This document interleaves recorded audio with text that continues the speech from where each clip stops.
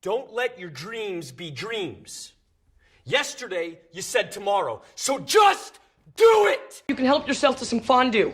And forget the food. Where are the girls? Yeah, bring on the babes. Babes, babes, babes. Great news! My mom said I can stay here as long as I want. Beans, how did you get past the electric fence? Beans, get out of my house! Friday Things writer Stacey Lee Kong opens up her article titled, "How about we don't position Shia LaBeouf's return to the red carpet as triumphant?" There's this sociological concept called collective memory that I find fascinating. It was developed by French philosopher and sociologist Maurice Halbwachs, who argued that different social groups as small as nuclear families or as vast as nation-states or even entire ethnicities share a collection of memories that are based on their common identity and speak to their communal values and biases. Oral traditions are one way that successive generations are inducted into collective memories, but there are tons of other ways too, including books, art, monuments, rituals, and other symbols. Like, say, celebrities. When we understand those things as vessels for memory, we're talking about a subset of collective memory called cultural memory. Of course, not all books, art, etc. stick around to become cultural memory, but those that do really stick around. Cultural memory can last for tens, hundreds, even thousands of years. That's super interesting on its own, but it's also notable in the context of pop culture happenings, especially around what we choose to remember and forget. Basically, I'm not quite sure how to reconcile the lasting nature of cultural memory with the inescapable fact that entertainment journalists' personal memories seem to be embarrassingly short. And with that in mind, today I would like to talk about Shia LaBeouf. Do it! Just do it! He was the face of Disney's golden era. Charming, funny, and wildly talented. But behind the scenes, Shia LaBeouf was anything but a perfect Hollywood star. From child star to blockbuster icon, his rise was unstoppable. But with fame came chaos, violence, and a string of arrests that would transform him into one of Hollywood's most unpredictable outcasts. Drunken meltdowns, violent altercations, lawsuits, and self-destruction. Shia LaBeouf didn't just fall from grace, he set fire to everything in his path. This is the disturbing truth about Disney's bad boy, Shia LaBeouf. Before the mugshots, before the scandals, before the downward spiral, Shia LaBeouf was one of Disney's brightest young stars. A natural-born performer. He wasn't just acting, he was stealing the show. At just 14 years old, Shia became a household name as Louis Stevens on Even Stevens. His erratic, hyperactive energy made him a standout among Disney's lineup of squeaky clean teen idols. Unlike other child actors who had been groomed for stardom from birth, Shia had no formal training. His raw talent and quick wit set him apart. Even critics took notice. He won a Daytime Emmy Award in 2003 for Outstanding Performer in a Children's Series. But behind the scenes, Shia wasn't the polished, media-trained child actor the Disney executives were used to. In interviews, he was brash, outspoken, and at times even unpredictable. Then came Holes in 2003. It was Shia's first major step outside of the Disney machine, a gritty, offbeat adaptation of the best-selling novel. The role of Stanley Yelnats cemented him as more than just a Disney Channel face. He was funny, charismatic, and already showing signs of depth beyond typical child star roles. It was clear Shia LaBeouf was headed for something bigger. But even already at this stage, there were cracks in the perfect Disney image, and soon those cracks would become impossible to ignore. So let's talk about the first glimpses of trouble. Well, Shia had always been open about his troubled upbringing. His father, a former clown and recovering heroin addict, was allegedly abusive. His mother struggled to make ends meet. Fame and money didn't erase those childhood scars, they only magnified them. And by the time his Disney years were coming to an end, the first signs of trouble started appearing. So let's talk about his first arrest, which was in 2005. It was assault with a deadly weapon. It was March 2005 when Shia LaBeouf had his first run-in with the law that we heard about publicly. He was just 18 years old. The details of the incident were murky, but what's known is he got into an argument with a neighbor over a parking spot. The argument escalated, and according to reports, Shia armed himself with a knife. The police were called and he was charged with assault with a deadly weapon. The case didn't get much media coverage at that time. After all, Shia wasn't a massive celebrity yet. The charges were eventually dropped and he walked away with a slap on the wrist. But it was a telling moment. It was the first documented sign that the Shia LaBeouf the public saw on screen, you know, the goofy, lovable troublemaker, was very different from the one in real life. And then there was the 2007 incident. This was at Walgreens. You could call this his first public fall from grace.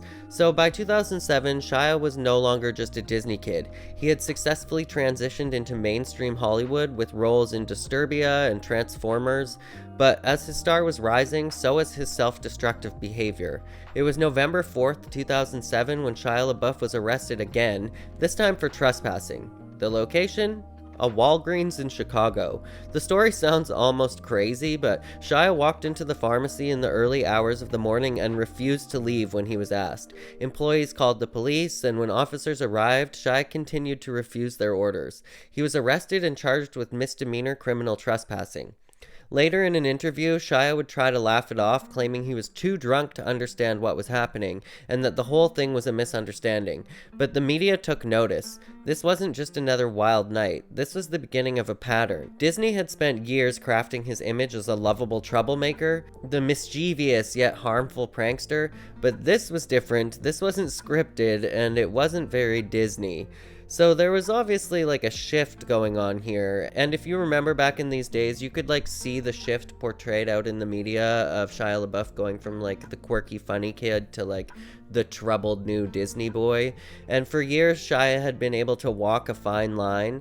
He was eccentric, unpredictable, even rebellious, but it had always been part of his charm. Now that narrative was starting to crack. The 2005 assault case had been dismissed. The 2007 Walgreens incident, it was shrugged off. But behind the scenes, Shia was spiraling. The industry was watching. Some saw a reckless young actor letting fame get to his head. Others saw something darker, an artist on the edge, haunted by demons that no amount of money or success could silence. This was just the beginning. The arrests wouldn't stop, the violence wouldn't stop, and soon the world would see that Shia LaBeouf's downfall was far from over. At that time, it was about 2008. And so let's talk about the car crash and DUI scandal, because this was his first major wake-up call. By 2008, Shia LaBeouf was no longer just an ex-Disney star. He was one of Hollywood's fastest rising actors, as well as one of Hollywood's most troubled actors.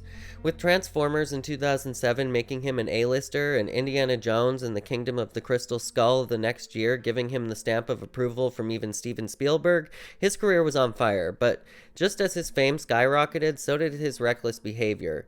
It was July 27th, 2008 in West Hollywood at around 2:30 in the morning, and Shia was speeding through an intersection when another car slammed into his truck, flipping it over. The accident was brutal. Shia's hand was crushed, and he had to undergo extensive surgery. But what made the situation even worse? Well, he had been drinking. When police arrived at the scene, Shia refused a breathalyzer test, an automatic red flag, obviously. He was arrested for DUI and taken into custody and later released on bail. His lawyers were able to get the charges dropped, but the damage had been done already. Even though the other driver had run a red light, it was clear Shia was spiraling out of control. After the accident, he gave a bizarre interview claiming he had no regrets and even suggesting that his mangled hand was a badge of honor for him. So what could have been a wake-up call wasn't. And then there was the infamous Broadway meltdown in 2014 where he was arrested for disorderly conduct. So Shia kind of slipped under the radar for a good 6 years there, and then kind of like a volcano erupting, he came back with a bang. In June 26th of 2014 in New York City, Shia claims that he basically wandered off the street drunk into a performance of Cabaret on Broadway. This was starring Alan Cumming and Michelle Williams, and it was supposed to be a night of entertainment, but instead it turned into quite a media spectacle. Witnesses reported that Shia was heavily intoxicated before the show even started. As the performance went on, he began heckling the actors, yelling obscenities, and even slapping random people on the back of the head. Security tried to remove him, but Shia wasn't going quietly. He spit at police officers, hurled insults, and when finally dragged outside, he screamed, "Do you know who the fuck I am?" He was arrested for disorderly conduct, harassment, and criminal trespassing. Theatergoers in New York City were caught by surprise when actor Shia LaBeouf allegedly disrupted a performance. A spokesman for the show Cabaret says LaBeouf, star of the Transformers movies, was disruptive during Act 1 of the musical and removed during intermission. He was arrested on charges of disorderly conduct and criminal trespass. Witnesses described what happened inside the theater. He was brilliant. It took us a little bit to realize it was him. And he was acting a little strange? Yeah, we didn't know if he was drunk. I thought he was working on a role or something because it was obviously him, and he was quite a mess. He had a torn shirt. He had a cigarette. He was blending into the crowd. And he just walked up to the bar inside of Cabaret and grabbed a strawberry and fed it to some woman off of her plate and then tipped the bartender and ran out. As of Thursday night, LaBeouf was reported to be in police custody and unavailable for comment. Sandy Kozel, The Associated Press. Later in court, Shia's behavior was even stranger. Reports say he showed up in tattered clothes, muttered to himself, and seemed completely detached from reality. The media had a field day. The former Disney Golden Boy was now a walking train wreck. You seem to have gone crazy since the last time I saw you. Yeah. Yeah. Yeah, I guess I have. You were arrested at the musical Cabaret. How does one get arrested at Cabaret? I'm coming back from Ireland. You go to Ireland, you drink whiskey. Okay. So I'm sitting at a bar and I'm drinking a whole lot of whiskey. And I go outside to have a cigarette and there's this homeless man out there. And then a woman runs up and starts taking pictures of me with her cell phone and it trips him out. And he starts running down the road. So I start running after him. And the Cabaret is maybe a block away from my bar. And in this show, they had tables. And there was all these women in burlesque, and I'm like, oh, well, this really is some kind of party or something. I see that there's this bar over here, and I go, oh, yeah, sure, I'll have another drink, because I need one. So now I'm drinking these drinks, and the show starts, and out comes Alan Cumming. I'm into it, you know, and he's smoking a cigarette. Perfect, I want to have a cigarette, too. So I'm packing my cigarettes, I pull the cigarette out, I'm smoking a cigarette, and then he puts his cigarette out, and he starts walking, it looks like he's winking at me. I'm like, hey, what's going on, pal? And now everybody's looking at me, and now I'm feeling like, whoa, this is kind of weird. I didn't know it was that kind of show. And he walks past me, and I give him a slap on the ass, because I think he deserves it, you know, and I don't just slap, but I slapped and grabbed him, grabbed the whole cheek, because I wanted the party right here in my pants. So I start having a cigarette, and the security guard comes up and says, can you put the cigarette out? No problem. We get to intermission, and I see 6 cops having their own party. Anyways, they wind up taking me to the station. Now I'm ripping my shirt off, and I'm doing push-ups like, you know, don't mess with me, dog. I'm crazy, you know what I'm saying? They fingerprint me to do the whole business, and I got to get out of this little cell with these 6 dudes. I'm tripping. So I figure, you know, I'm going to spit on this cop's shoe. That's my way out. So I spit on his shoe, and I'm looking at him, put a mask on me, a Hannibal mask and a lead jacket, and ushered me into my private little dwelling where I sat for 25 hours, and then that's the story. Oh, wow. You're dialing it back a little bit Yeah. then? I'm gonna stay away from Broadway for a little bit. No, Broadway's not the problem. It's the whiskey, I think. You're probably right. But behind the scenes, something even more serious was happening. Shia was quite literally losing control. But was it just alcohol, or was there something darker at play? Well, that's what brings us to the 2017 Georgia arrest, which you could call his breaking point. If the 2014 arrest was shocking, well, what happened in 2017 was far worse. So it was July 8th, 2017 in Savannah, Georgia, and Shia was in town filming The Peanut Butter Falcon, which is a film that would ironically later be seen as his comeback. But during production, his personal demons took over once again. At around 4 a.m., Shia was staggering through the streets, drunk, again, when he approached a police officer to ask for a cigarette and was ignored, so of course, he snapped.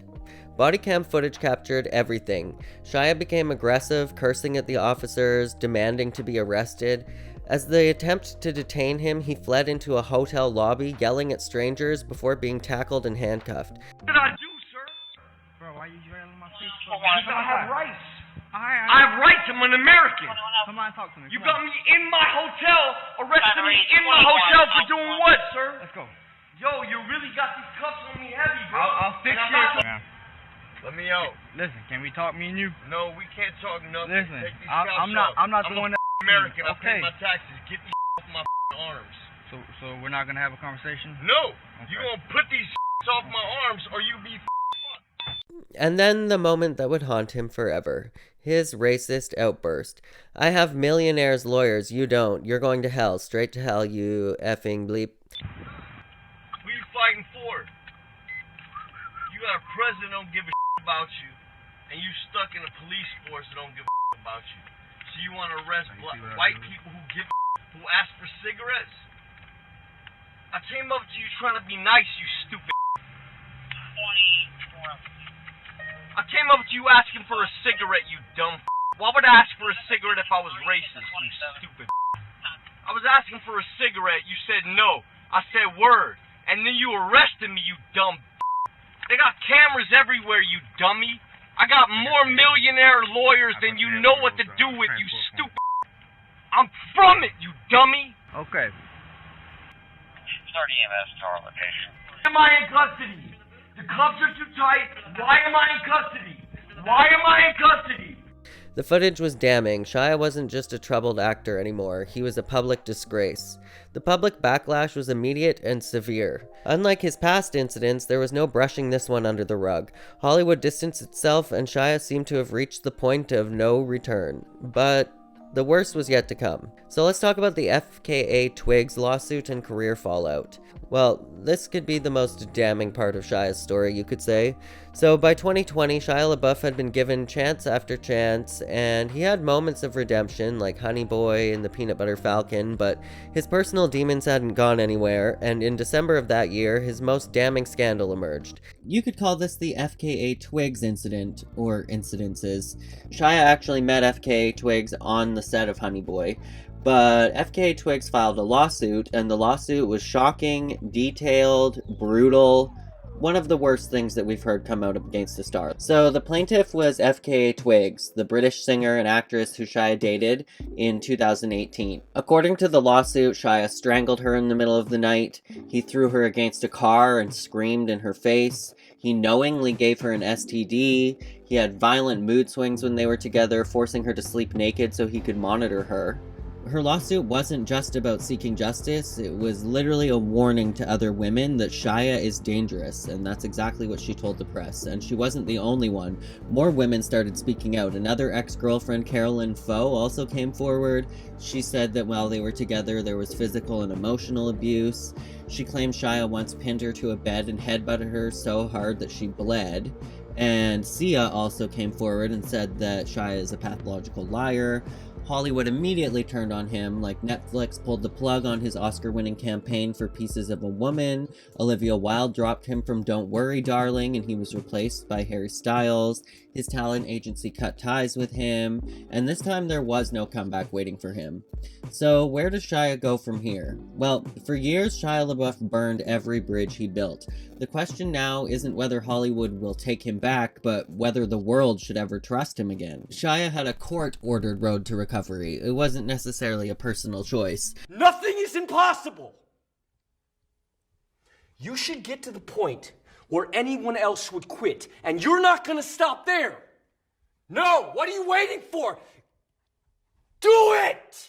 For Shia LaBeouf, rock bottom had finally arrived, and after years of arrests, breakdowns, and disturbing allegations, the walls were closing in on him. The industry had turned its back on him, his reputation was in tatters, and he was facing a very real possibility of criminal consequences following the FKA Twigs lawsuit. So in a move that many celebrities before him had made, Shia LaBeouf checked himself into rehab. This wasn't just a PR stunt, this was court-ordered treatment. But then comes the biggest question of all. Was Hollywood ready to forgive him? Well, in another quote from Stacey Lee Kong, who I opened up this video with, she says, "The appearance of professional distance is very clearly about PR. Does it look bad to be professionally entangled with this person who is currently receiving public criticism over their behavior, whatever that behavior is? If so, pull back. But only until the scandal blows over," which I guess these industry insiders think is now? Because clearly decision makers believe LaBeouf is redeemable, or at least still constitutes a solid financial investment. That's why he's landed roles in prestigious projects, and why there are potential blockbusters to shop around. We saw by his warm welcome at Cannes Film Festival in 2024 that either people's memories are growing fuzzy very quickly, or people are super quick to forgive. Maddie Mewson from The Standard says, following the Mia Goth incident, LaBeouf garnered some sympathy after people learned that he was abused himself, as portrayed in the semi-autobiographical film Honey Boy. However, LaBeouf later said that this was based on a lie. He said, quote, "I wrote this narrative which was just fucking nonsense," LaBeouf told The Independent. "My dad was so loving to me my whole life. Fractured, sure. Crooked, sure. Wonky, sure. But never was not loving, never was not there. He was always there, and I've done a world press tour about how fucked he was as a man." Now, his red carpet return at Cannes seems to be proof of a conveniently short memory in Hollywood when it comes to domestic abusers and controversial men. The road was already well paved for LaBeouf. So let's talk about Shia's legacy before we go. Was it redemption or ruin? Is he a lost cause, forever defined by his violent outbursts, his cruelty, and his destruction? Or is he a deeply damaged man? Fighting against his own demons, trying desperately to redeem himself, time can wash away even the worst scandals. But the question remains, will Hollywood ever fully embrace him again? Some believe Shia's talent is too great to ignore, that he will eventually find his way back to the top. Some people believe that you can truly separate the artist from the art. But the question is, do we want this? Does he deserve to be separated from his art? Does he deserve to be in the public at all? Does it matter if he has such a great talent to share? Does he need to share it? Should he be granted the privilege to share it over and over again? Well, others believe his crimes are too serious, his damage is too deep, and his redemption is nothing more than a carefully crafted illusion. Whatever the truth may be, one thing is certain. Once he was Disney's rising star. Now he's Hollywood's cautionary tale. Just do it! Yes, you can! Just do it!